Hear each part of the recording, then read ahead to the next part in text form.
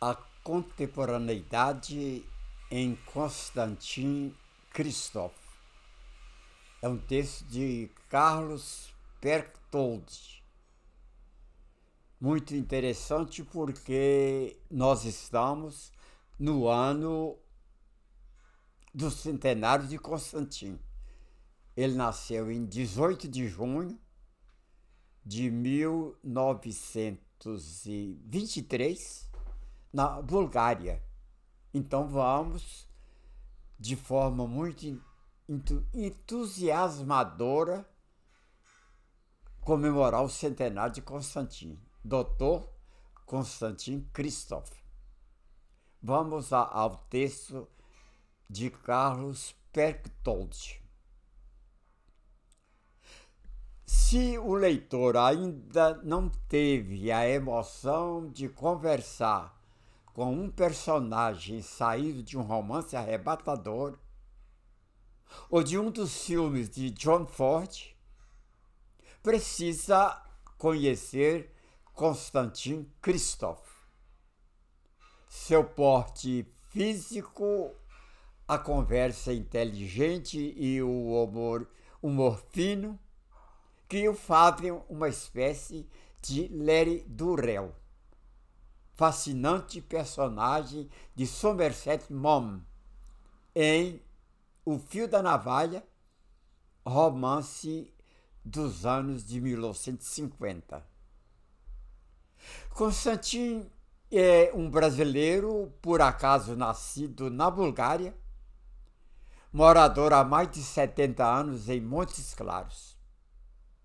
A cidade, em 1928, ano em que lá chegou seu pai, era pequena, distante de tudo e de difícil acesso. Mas foi o local ideal para quem, como ele, precisava viver discretamente em lugar impensável por integrantes do então governo de Sofia, que tentava localizar um revolucionário que havia abandonado seu país às pressas para sempre. Quer dizer, o pai de Konstantin Christoph era revolucionário na Bulgária, ou foi na juventude. Nem o pai e nem a mãe comentavam sobre o passado, descoberto apenas através de um conterrâneo bem informado. Konstantin só soube dessa atividade política e o motivo de morarem naquela cidade, de morar em Montes Claros, muito depois da morte dos dois, o pai e a mãe. Esse bravo guerreiro de revolucionário frustrado em seu país passou a agricultor, ensinando os montes clarenses a comer tomates, couve-flor e verduras, como afirmou Darcy Ribeiro, um amigo de sempre. Darcy foi amigo, companheiro, colega de Konstantin desde a mocidade. Seu filho Konstantin, está falando de Christoph, seu filho Konstantin chegou ao Brasil acompanhado da mãe em 1933, com 9 anos, e há vários sem ver o pai. Conversar com ele é a alegria intelectual que nos faltava, que nos falava Oscar Wilde. Conversar com Konstantin.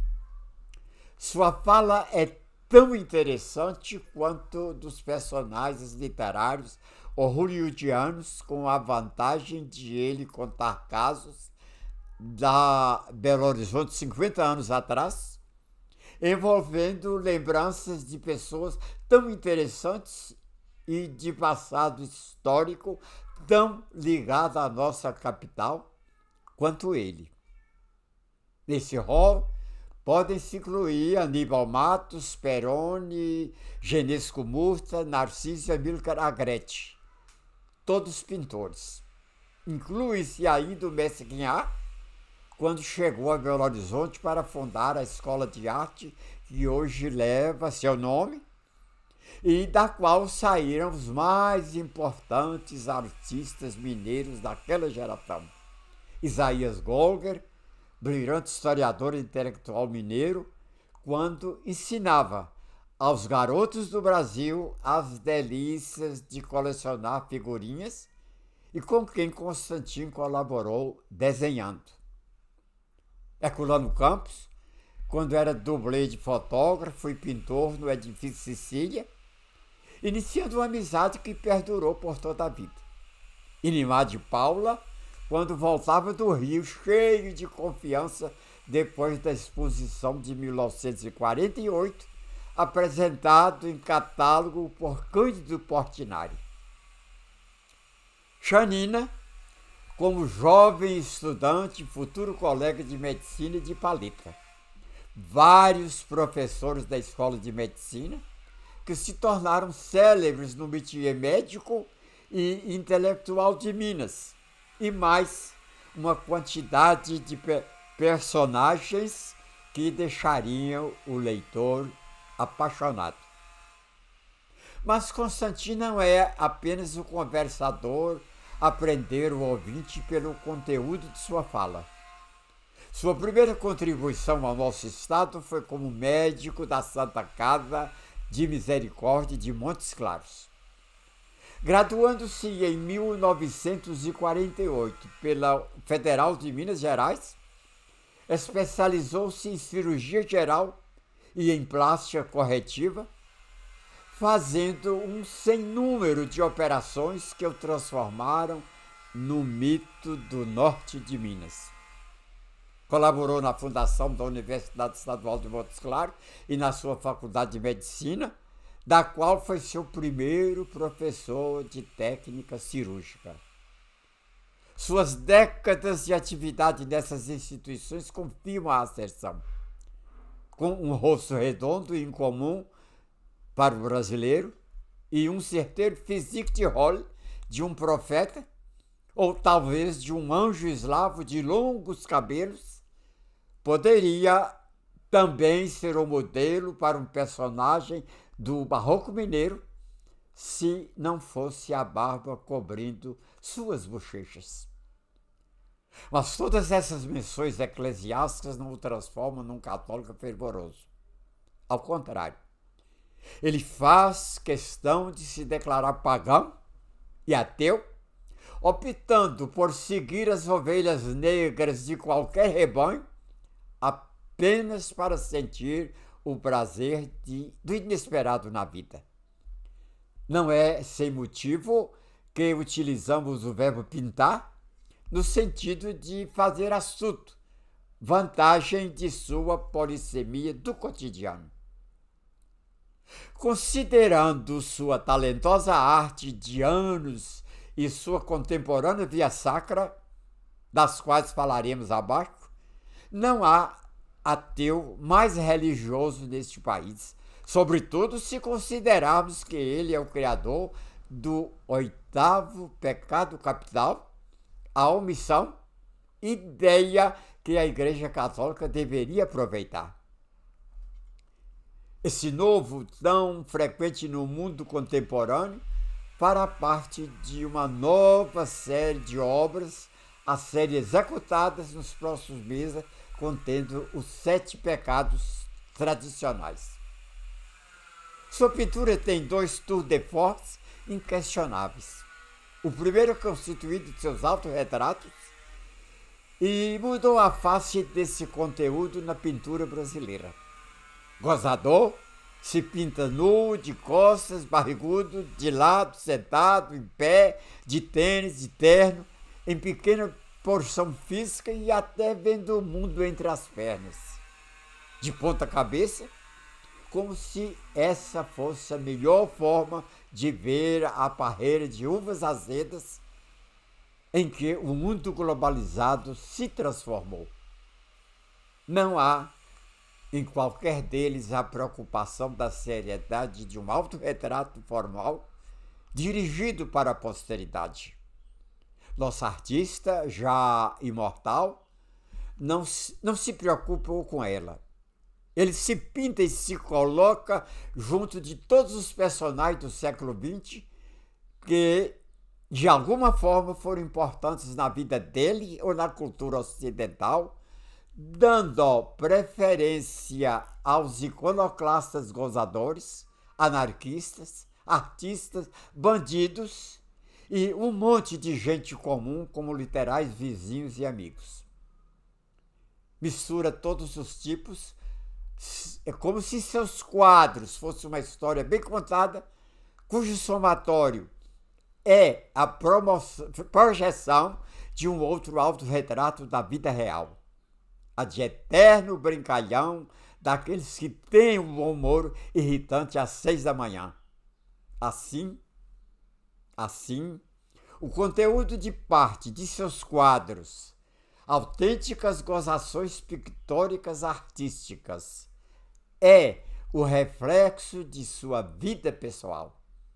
A quem não acredita, recomenda-se a convivência com ele numa mesa de bar ou na intimidade de um living. Seus autorretratos foram objeto de uma inesquecível exposição no Palácio das Artes, em Belo Horizonte, em 1986. Antes, haviam sido expostas na Galeria de Arte do Antigo Banerje, no Rio, e em seguida no Museu da Imagem e do Som, em São Paulo. No Museu de Santa Catarina, em Florianópolis, retornando a Montes Claros para, partindo novamente, serem expostos no Teatro Nacional de Brasília. No Rio, a mostra encantou e impressionou Geraldo, um dos maiores artistas gráficos do Brasil. O encantamento, de resto a ocorrer a qualquer espectador sensível, é motivado pela paixão pelas cores, colocadas em cada elemento da composição, como se elas fossem amigas de fácil compreensão. Sabemos serem elas velhas senhoras de trato difícil, paradoxalmente alegres e mal-humoradas, ranzinhas e zaranzas, quando colocadas em lugares que não lhes convém e onde brigam entre si, causando atritos visíveis para o espectador. Constantino os conhece muito bem e sabe onde colocar cada cor de tal forma que o espectador tenha a certeza de só ver a harmonia onde haveria a sua antítese, se não fosse o seu talento para administrar a festa que é qualquer de suas obras. Compôs mestre na técnica do desenho, nosso artista de Montes Claros se dá ao luxo de achar que com ele faz charge na tela. Faz sim, mas transformado e acompanhado de muito do que aquela quer nos dizer. A arte deve ser o reflexo de sua contemporaneidade, por isso é possível que a Via Sacra, realizada em 1988-89, seja, quando vista dentro de 200 anos, um registro metafórico de nossa época. São 16 quadros, todos inusitados.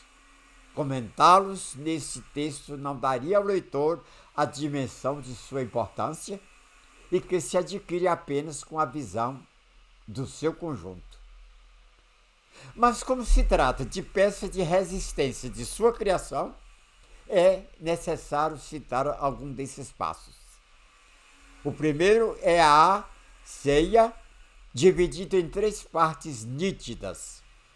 No meio aparece Jesus oferecendo a comunhão para o artista, visto no autorretrato quando jovem. Seu formato oval nos lembra as fotografias de família realizadas no ano de 1940 ou antes e que eram objeto de decoração em casas simples. Se isolado no conjunto, Jesus é um quadro moderno e existente por si só. Da mesma forma, o lado esquerdo com o autorretrato infantil. Somados, constituem uma peça que resistiria ao seu propósito, mesmo sem suas laterais. Muito bom texto esse sobre Konstantin Christoph, a quem nós faremos uma grande festa em 2023, comemorando o seu centenário de nascimento.